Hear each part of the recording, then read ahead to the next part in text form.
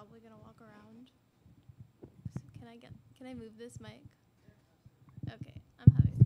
Oh, sorry. Great. Hi. Whoa. My name is Indira Ardolic. I'm excited to be here with everybody and be able to talk about the work I've been doing. And today I'm going to talk to you a lot about stuff. So let me get my notes up.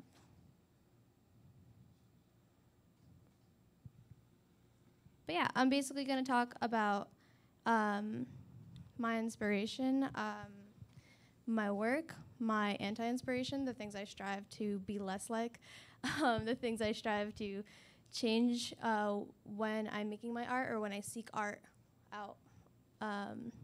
So yeah, this is who I am. Why am I here? Who knows? Yeah, I call myself a creative technologist and a new media artist, which is a fancy way of saying I will try every medium at least once to see how I can express myself. And a lot of things have stuck with me. Like right now, I do a lot of live visual art. That's my friend Melody. I was doing live visuals for her recently, so I like to use programs, get in tune with my synesthesia, and kind of feel out what I'm hearing. And I usually think in lots of shapes and colors and worlds and sounds.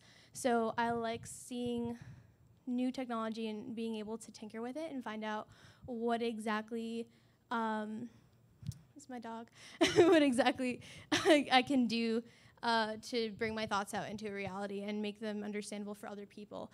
My thoughts that are words are usually fragmented, and I consider them poetry.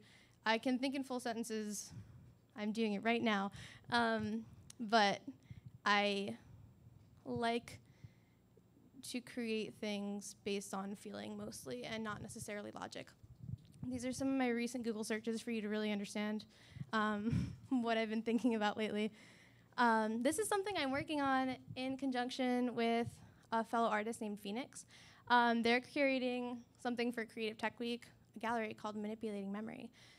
And this is an example of how I think in prose. I experienced a lot in the past summer, and I wrote it all down, and I've created an environment that you could push objects around.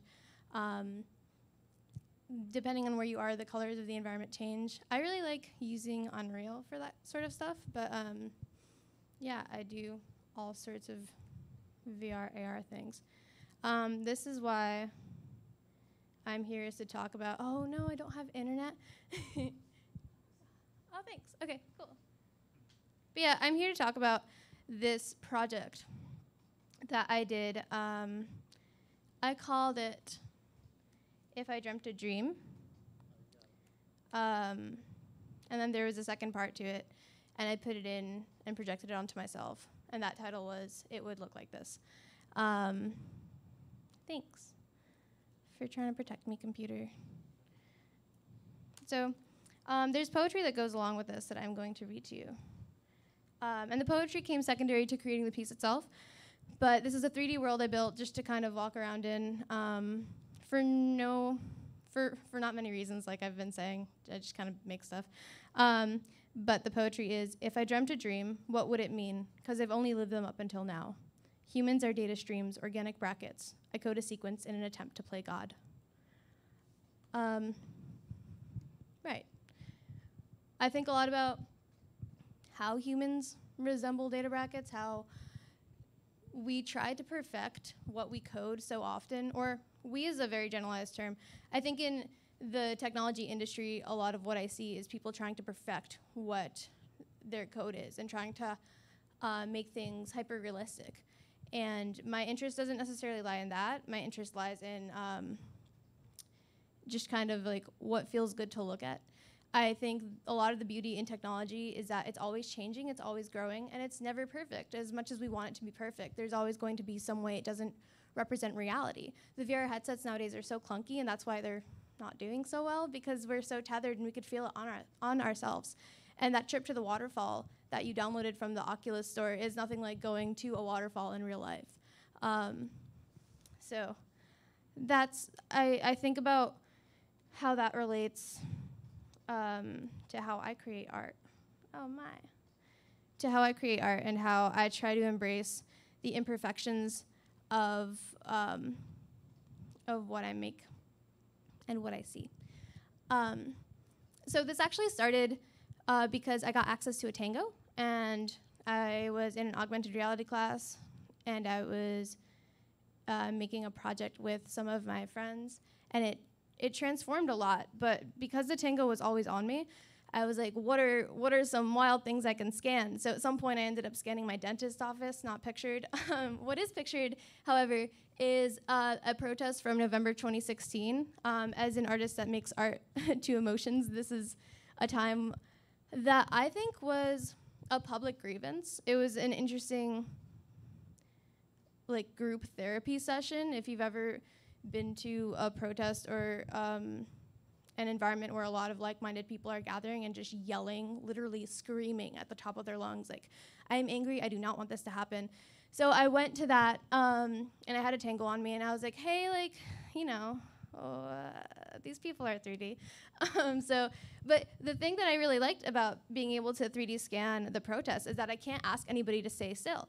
Like, oh, I'm sorry, I know that, like, your family's now in trouble because of our administration, and you're crying and thinking about all this, like, what are you gonna do next? But can you stay still so I could just, you know, like get an accurate scan of you holding up this sign? And it was interesting because as I was there, people did ask, or even at another protest, and my other friends of mine have experienced this, people will ask you to stand for pictures, and they'll ask you to be like, look really angry, and I'm like, I am really angry, leave me alone. Why are you doing this? It's probably for social media. But this anger was not performative.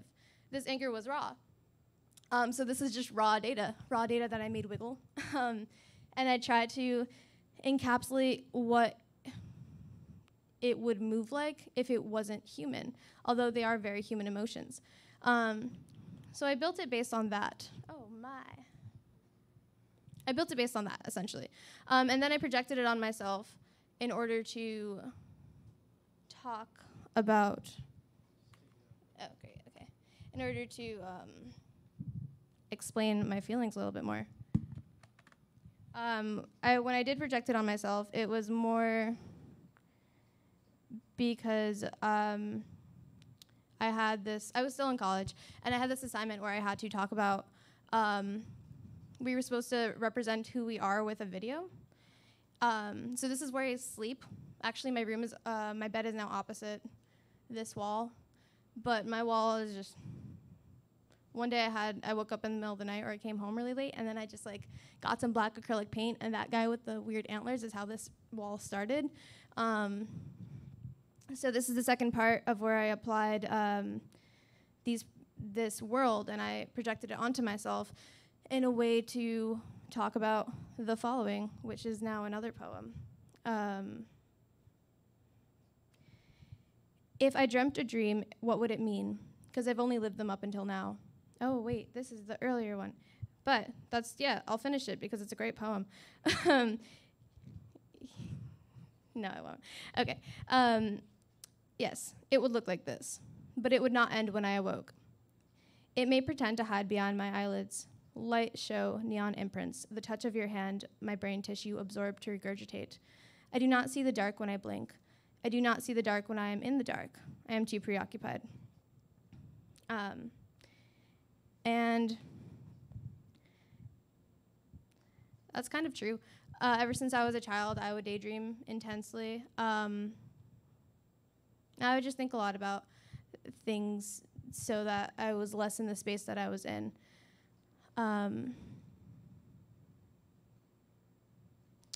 And yeah. A lot of what I think is beautiful about being able to take things from real life and then alter it in any way you want and make it as colorful as you want, is that we can see beautiful things in life. We can be inspired by nature and the algorithms of like that fractals have, and just like these beautiful things we can just draw so quickly with code. It's an amazing thing. And I'm often inspired by just very simple things. Like my attention always gravitates towards like bismuth, right? It's a fantastic mineral. Look at it. It's like a tiny labyrinth. Imagine if it was really big and we could walk around inside of it and it was like that iridescence. That sounds beautiful. That's something we can make now with technology. But have we? No. And I think it's interesting. I think a lot about how when people are in a less creative standpoint, when technology is made and when it's funded and when it's like accelerated, it's because it has a use, it has a purpose, and it can help someone. And I think that's beautiful. We should be creating stuff to help people. But Oscar Wilde, anyone ever read The Picture of Dorian Gray? So on the first page, Oscar Wilde literally says, art is quite useless. And he was asked to explain that by a fanboy of his who wrote him a letter and was like, what do you mean, Oscar? Why are you saying this? And he responded, a work of art is useless as a flower is useless. A flower blossoms for its own joy. We gain a moment of joy by looking at it. That is all that is to be said about our relations to flowers. Of course, man may sell the flower as so to make it useful to him, but this has nothing to do with the flower. It is not part of its essence. It is accidental. It is a misuse.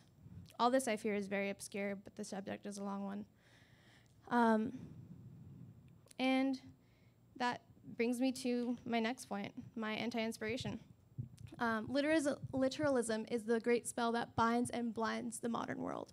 The lack of inspiration and the loss of imagination that have become characteristic of modern societies stem in major part from darkness and blindness caused by seeing the world as literal and time as linear.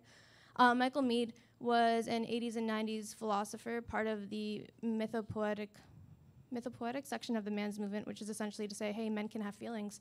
And that's actually a thing that we're still struggling to understand in society as a broader sense in our culture. And what I see being tackled in media occasionally is that men aren't allowed to feel on a broader scale.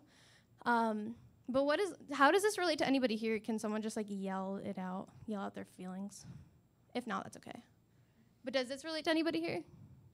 Yes.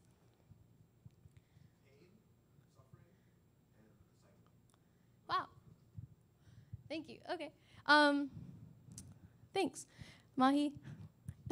So for me, it relates in a way that I see our technology progressing. So yeah, I see a lot of VR things being made, and it's mostly games, right? And look at that tiny sliver of creativity. That's upsetting. A lot of people, if they do get that headset and it's not the developer version and they don't have the strong buff computer to like develop in that technology in that space, then how are they going to be creative and get creative in a 3D world? Well, they probably aren't. A lot of the people who have access to VR things, this is very small, I'll read off some of them. But a lot of the people who have access to creating things in VR and creating like creative technology, creating something with a creative technology, aren't very creative. Like Michael Meade said, literalism blinds and binds us. We're subject to repeating things, emulating things that we saw already worked. So there's something called Job Simulator. Who here's played it?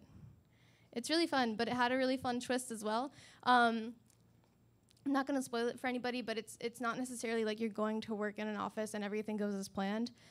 But there are other games that people made, and I feel like people kind of play off the fact that like, oh, this is VR, let's make an aquarium. Yes, that looks cool. But also there was like a VR elevator, and I want to read the description to what that was in the Steam store. And I'm not trying to be mean, like I'm sure that they tried on it and then that they had like they had something that they were trying to do with that. But it says, you have boarded the elevator. The elevator is in motion. The elevator travels the designated route. The elevator is not sentient. The elevator is an analog machine. The elevator has cables and pulleys. The pulleys control its speed and direction. The elevator buttons suggest what the elevator should do next. The elevator does what it wants next. It is the elevator. Take a meditative elevator journey as you travel between floors. I can meditate in an elevator without VR. I have like 2% shame. I will go to any building with an elevator and I will sit inside of it and I will meditate in that elevator, trust me, if I really wanted to. But my experience in elevators is actually that they're quite claustrophobic, and I don't like being in them for more than the time I want it to be, which is just to like get up to the 6th floor and be able to talk in front of everybody here. But so I think I kind of tied it into, does anyone know who this is? It's Adam Smith. He's the dad of capitalism. So Adam Smith has a lot of opinions. I don't agree with all of them. He had an idealistic view of capitalism. And it would be really cool if things could go as planned, if people can just trade their goods for services in a way that like actually promotes everybody's self-interest and not just like the self-interest of I'm trying to survive in my small apartment and get food and feed my family or like my cat. I don't know what your lives are like. Personally, I have a dog, like you saw, but you know, right. So ideally, like that would work, and ideally we could just fund artists to make their art and like do their own thing. But instead, we have things like this. These are good things. I liked. Like, as you saw in the graph, like, a lot of it was really quite low. Like, the amount of owners on the Steam store was really quite low. But the things that broke 200K were Scanner, Somber, Everspace. And I think those were the only two. And Everspace just barely did it. And those are really... Oh, and I think Fallout also, which was based off of, like, a game that's fantastic anyway. But my point in saying this is... it's probably because like a lot of these aren't very original, they're not very creative, and they don't really speak to anybody's higher inner interest itself. I think a lot of what's happening is things are being made because we want to sell, we want to monetize it, we want to say this is useful for you because you have depression, so come and meditate in this elevator. Why can't like it just be like a weird elevator that every floor opens to is just like somewhere else? I don't know. I didn't make that game. I think like people are focused on like monetizing it and selling it. And I don't necessarily think that I appreciate my antivirus doing that. But I also don't appreciate like the lack of individuality that this breeds, and how I know so many artists who will hack their software to work with it. Like you probably had to hack that Connect in some sense. Like most people who do art with a Connect have to hack the Connect, right? They like get into the API, they do what it's not intended for. I know so many talented artists that like just mess with technology just to make something else, and they're not being paid for that. They're like that's them going out of their way to make something beautiful to create their vision, and that's truly beautiful, and that's why I appreciate Creative Tech Week. Also, Virtual Reality Girls, the description to that was, this is for people who admire beauty. And you can just imagine what it was, and if you want to read the comment section, it made me laugh really hard. It's horrible. It's just like, you know, maybe they tried really hard on it though, so I'm not gonna be mean. So yeah, I'm saying all this because there's something called shift work sleep disorder. Did you know about this? Okay. So essentially, it's when you work so many hours that or a kind of shift that coincides with the regular sleeping schedule of what's supposed to be a standard human being should sleep, that now your sleeping schedule is messed up. And like, gosh knows, I know so many artists who work so much, non-artists, everybody, and like it's just because they're trying to get by. And so now we have like a disorder labeled for how, I don't want to say like how capitalism has failed us, but you know, maybe some people would resonate with that phrasing, but like I feel like that's kind of pushing it. But it's not, right, is it? So we have shift work sleep disorder, and I feel like if you want cool art, fun people that already make it. There's a lot of developers that are doing a great job. They're making great art. They're making lots of it. And instead of being sought out for their expertise and paid like a reasonable rate for art, which is like in Oscar Wilde's views useless, but in Adam Smith's views, he even says things should be always done for the betterment of society. Ultimately, aren't we just trying to feel better? If art can make us feel better for a moment, that's pretty useful, I think. And it gives us a deeper connection with our bodies and our minds and our souls. And it's useful on profound levels that are ultimately useless in the commodity sense. In like, I don't need to make art. I could like make another virtual reality roller coaster. It's not that hard. It really isn't. And there's probably a tutorial on how to do that.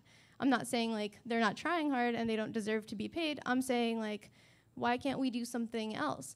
So this is my entire, that's my point. I make a lot of art because I just like making things that look good and make me feel good to look at. So that's basically what I want to talk about today. There were snails all throughout the presentation. Did anyone see them? Thanks. Great.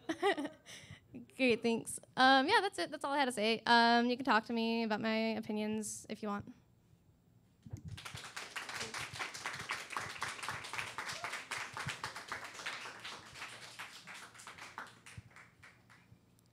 Thank you. With that, I'd like to open this up for questions. Anybody?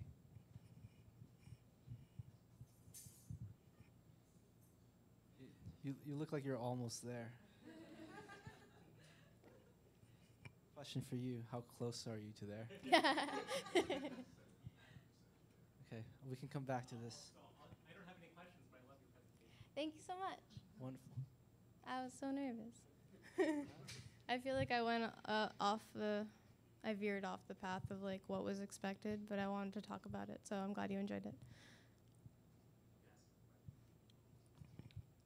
Hi. Hi. For the If I Dreamed a Dream, what kind of shaders did you use for that? Oh, yes. I really like Unreal because it comes with like the starter content packages. I used a bunch of water shaders. If you've ever used Unreal, they have like this blueprint node system. So there's like a water material where the normals are all messed up.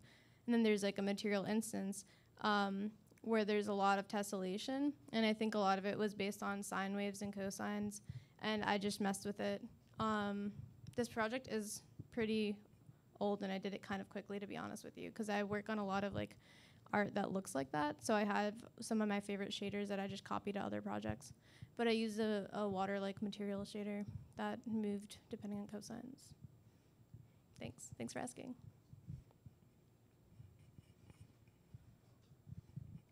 You said you move a lot from working with different media. How do you feel when you embrace like a new technology that you're not familiar with, and like, how do you, if there's any like discomfort or like a period of like learning when you're working with it? Yes. I teach kids, so much like them, I throw a tantrum, but I recognize myself throwing that tantrum, and then I Google a lot. But I do get discouraged, which is why I fall into habits of like, instead of like writing the words out in code, I end up using programs or softwares that already have like a more user-friendly interface and are more forgiving, sort of, which is why I gravitate so heavily towards Unreal, and I appreciate it so much. But usually during the learning curve, I'll Google a lot, and I'll become dissatisfied with how I don't know the terminology for this new software. And then I'll end up like watching a lot of tutorials and learning something that I'm not gonna use. But yeah, that's how I go through that. Thanks for asking.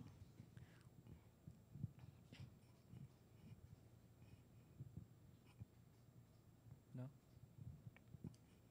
So you said at the beginning that you're willing to try any medium once. Any medium once. Yeah, I was wondering if you could talk a little bit about the breadth that statement like encapsulates. Thanks. I've done so much. I've done so many different things. I've worked in virtual reality. I've worked in augmented reality. I like conned my way into AWE in California, and then I found a bunch, like a group of people, and then I worked with them. So then I got to work with like LED labs and like put like LED strips on a Greyhound bus that they got in an auction, and then like make it so that their logo appears on the side, and it was like their entertainment bus for festivals.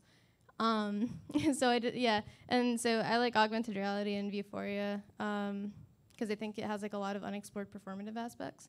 I've worked with processing, which I really enjoy because you can like, I really like what the mapping colors function. There's this thing where you can like map colors to the mouse, and alternatively you can probably map them to like your like a blob detection if you like put it with a Connect, and it just makes really pretty colors, and like the HSV, the hue saturation value, the hue saturation value, and that looks pretty. What else have I used? I used P5.js briefly, but I think I like processing a little bit more, and just like a series of other things, Unreal and Unity. I started teaching myself instruments, and I'm trying to learn how to sing. and do that and like get better at that. So that's kind of what I mean, I guess. Thank you for asking. Oh, you got a question?